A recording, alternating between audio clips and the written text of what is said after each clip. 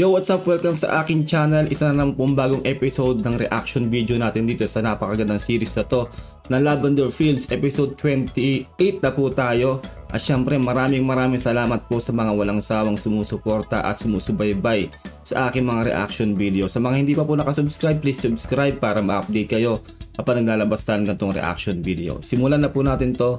Let's do this.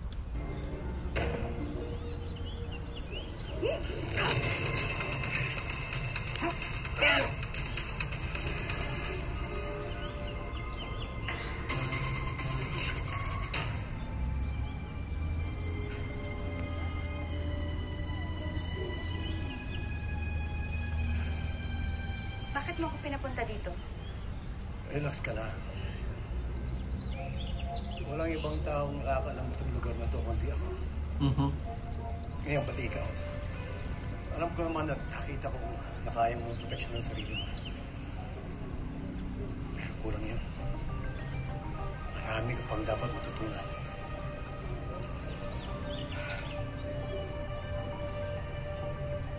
Lavender.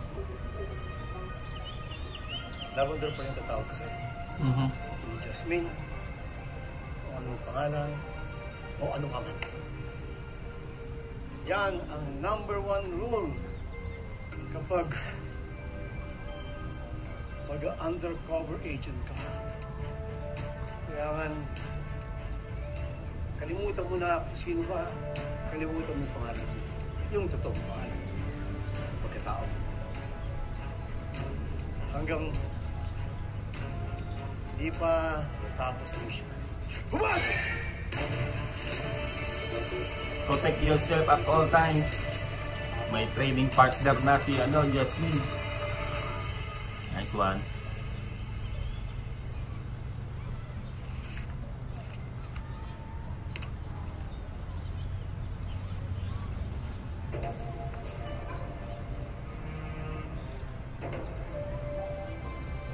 Ngayon na kukulot, yari ka na.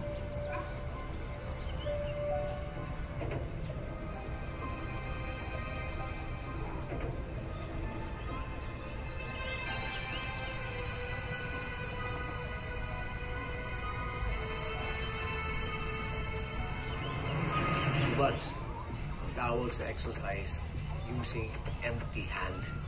Kamay-kamay lang. Pero hindi porke wala kang hawak na weapon, hindi ka na makagawa ng paraan. Isip, presence of mind. Mayang tama ka sa ulo. Focus. Ha? Focus. Close. Close. Give me shoulders.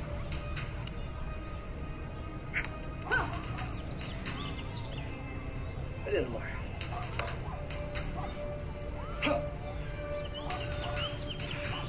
Focus. Okay.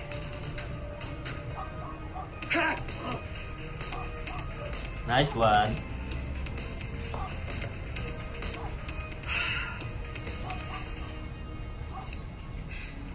Iris, kanina pa kita tinatawagan. Hindi ka naman sumasagot. Akala ko ano nangyari sa'yo eh. Kamusta ba yung one night stand mo? One night stand? No. I just had to make that Jethro guy think na interesado ako sa kanya. What? Tama ang hinala ko.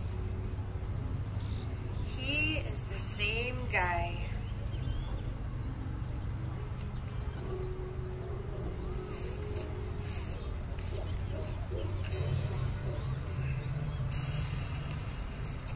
Taga San Remo. Jethro Jovel. Jobless. Deadbeat. Tambay ng Sanremo. Naligaw kay Jasmine Flores. Now owns an expensive club, drives an expensive sports car, and lives in an expensive penthouse condominium. Oh. And he just so happens to be connected to Jasmine Flores. Yep. Hindi ba nakapagtataka how he got rich so easily?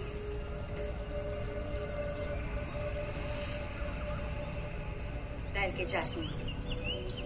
Dahil sa perang ninakaw ni Tyrone sa amin at Tama. binigay sa kabit niya.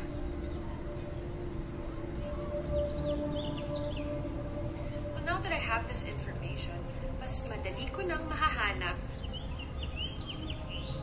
si Jasmine Flores.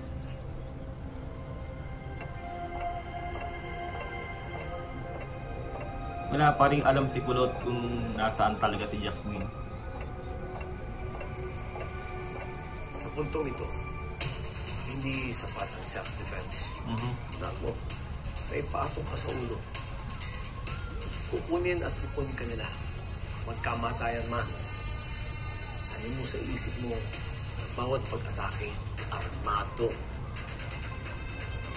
Handa kang lupuhin, patayin, kung kinakailangan. Ano? Papayag ka ba? Nope. Paano ng anak mo? Grabe tong training partner niya, no?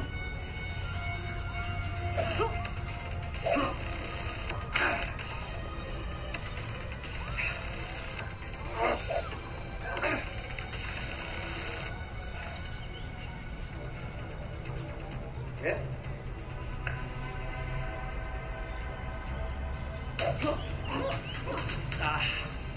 Kamay.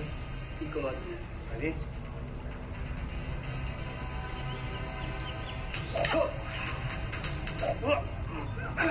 Yan. Got it.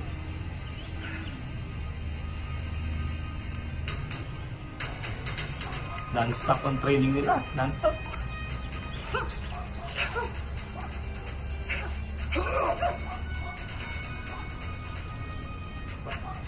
Nope. Good work. Blocking. Strike. Joint lock. And takedowns. Ooh! Nice one.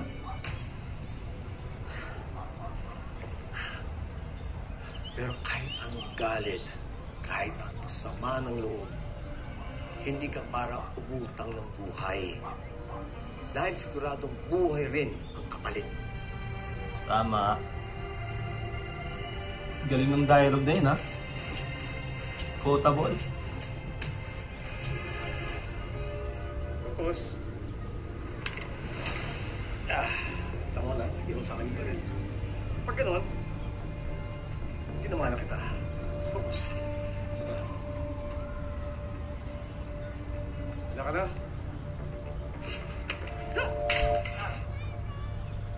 Wala. Nakalag ka pa naman. Makuha mo rin yan. Hawak. Iko. Kamsa. Punto. Wala ka na?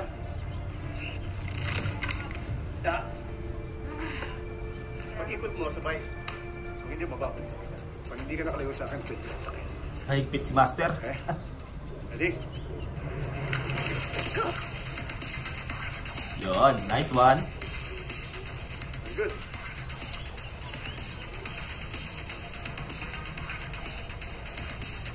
Kaya pa.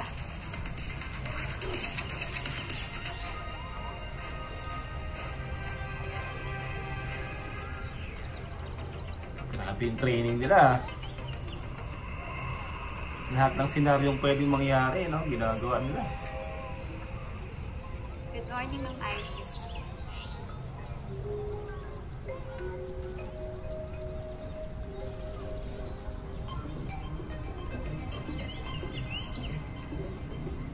Sungit, ano? Bagay sa kanya kontrabida eh. Indian eh. Ay, ito na, kapatid niya. Hi, Ate. Thank you. Iris, did you know that si Heather ay nakapag-intern sa Victor and West Construction in San Diego? Good for you. And now that you're here, Heather, ang ate mo na ba napag-train sa'yo dito sa ating kumpanya? I'm excited, Ate. Yay!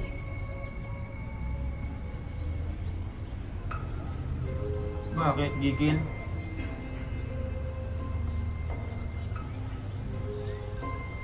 Iris,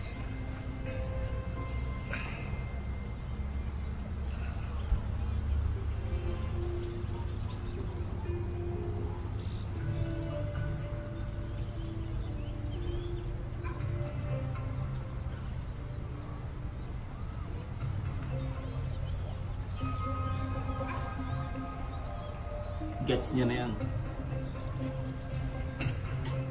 Sit down.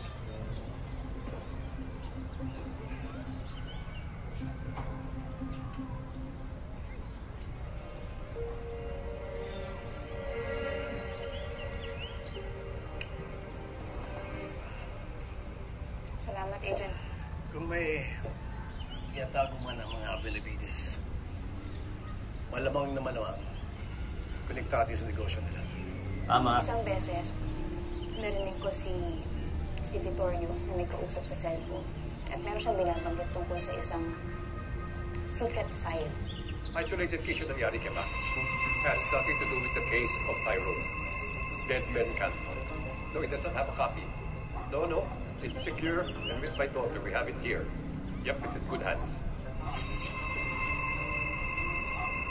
Sino kausap?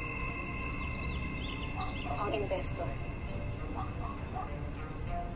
Kaya Agent Fernandez, pareho tayo ng hinala. Na yung mga Benavides na yan, may ginagawang kalokohan sa mga negosyo nila. At sigurado ako na may kinalaman doon si Tyrone.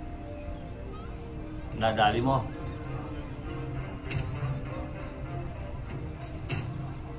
Everything okay? Yes, Dad. Look what I brought.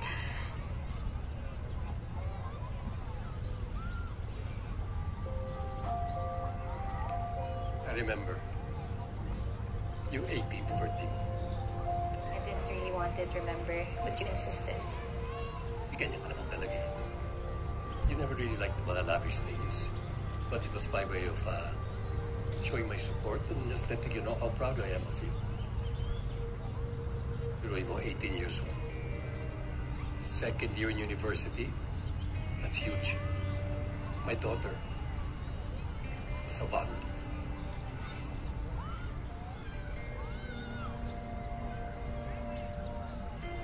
Too bad we're no longer complete as a family. Hindi pa naman tayo mabuha sa family. Even though your mother has her own family. Who was in you, me, and your sister. Dad, we both know Ate still hates me. Whether your sister has been through a lot, she needs our support. Titignan na lang natin.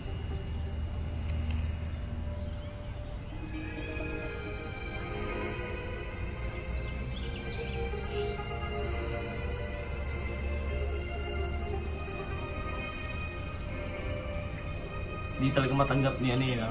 Iris itong kapatid niya.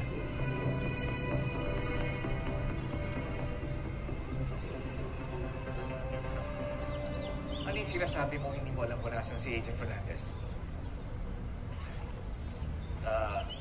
Sir, kahit naman po magtanong ako, wala naman sasabihin sa akin. Kilala nyo na yan, si Sir Sandro, may sariling diskarte yan, especially regarding the drug case. Sandro taught you well. Tulungan din niya magsinungaling. Alam mo, hindi mo naiintindihan kasi Agent Pascual. Resources ng LA ang ginagamit ni Agent Fernandez to pursue a case that's not assigned to him. At ang masama pa nito, top priority yung drug case na dapat niyang inaasikaso, hindi yung kay De Vera. Promise, sir. Babalitaan kita agad pag nagparamdam na si Sir Sandro. Nice one. Huwag kayo magtiwala dyan. Nababayaran yan. Superior nyo na yan. Sakit na ng ulo niya no? Hayop to no? Nakapasok ka na sa mundo ni Iris Benavides. Yung grupo na yan, sigurado akong konektado sa kumpanya. Kailangan natin isipin yan kung paano ka makapasok sa negosyo nila para masilip natin kung yung mga maling ginagawa nila.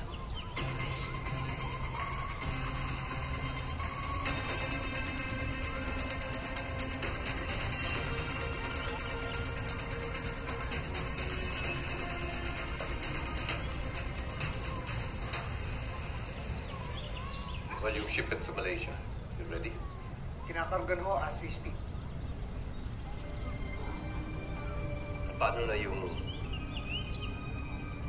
customs official na nagpapalapat ng hotel? Wala nang problema sa kanya. Yun lang, humingi ng dagdag. Masyado daw malaking shipment natin ngayon. Ay, nako. Burap.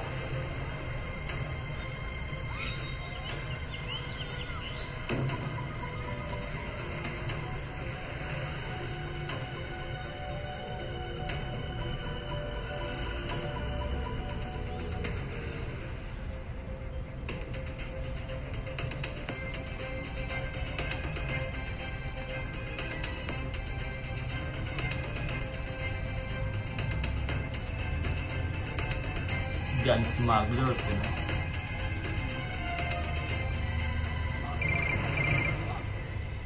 Mr. Raha. Yes, I'm just in a meeting. Making sure that you'll receive your cargo without any problem. Just as your daughter promised. Of course. You'd always count on us. Can we now count on you to make the transfer? Okay. Wiring $2 million to your account, Mr. Ooh. Bonavides. Grabe. Terima kasih, Mr. Raha. Looking forward to doing business again.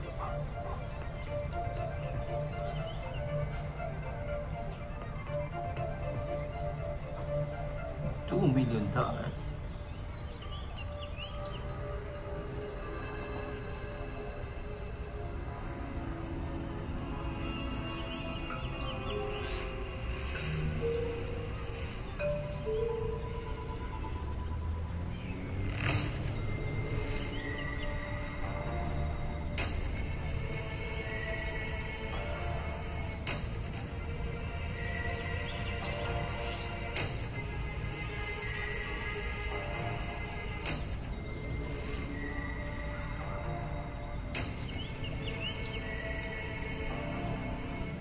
Señorita.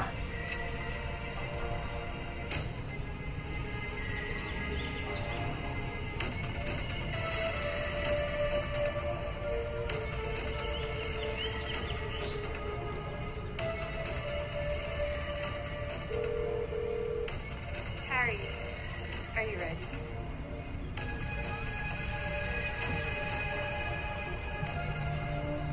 Yari ka na, kulot. Eh, ito na. Saan ka pupunta? Oy, ano? Sige, mag-usap tayo. Taya. Pasok, relax lang kayo, sir. Sir! Usapan naman po natin. Sir, relax lang kayo. Oo. Ano ba yun? Sandali lang. Bakit? Sir, ano? Mag-usap tayo, sir! Long grinder. Kahanap na si Sebastian.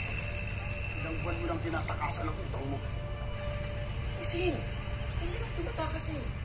Ipon ko lang pambayad ko sa inyo. Promise! Sige! Isang linggo! Ipunin ko lang lahat ang pambayad ko sa inyo. Tapos, pabayaran ko kayo, promise! Bakit naman ako maniniwala sa'yo? Sige! 5 araw! Magiging na 5 araw! Okay, sadali na! Sige na! Sir! Tatlong araw! Hindi mo 3 araw! Pabayaran kayo! Katapos ng 3 araw, babalikan kita. Naintindihan mo? Sir, una! Manulas na kayo! Sakit yung rep kayo eh! Sabi palang utang nito eh. Yan ang hirap, no? Tatlong araw! You look like you've seen a ghost. What? No. I've seen an angel. Aray. Tingin ka sa likod. Okay? Yari ka.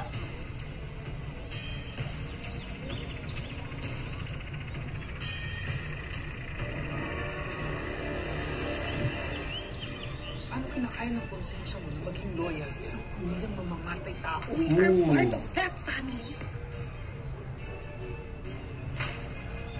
Tatlong hibla ng buhok, galing yan sa tatlong magkaibang tao. Isa sa kanila, siguradong tunay na anak mo. Pero hindi yung unang nakala mo. Ilalabas kita sa lunggang pinagtataguan mo, Tyrone. Ito na. Grabe ang mga susunod na episode. Sana lumabas na si Tyrone. Nakaka-excite natin makita si Tyrone. Ang pinagmulan ng lahat, ang salarin. See you all na mag-iingat kayo lahat. Huwag nyo kadilimutan mag-subscribe at mag-like sa aking video. God bless and peace out.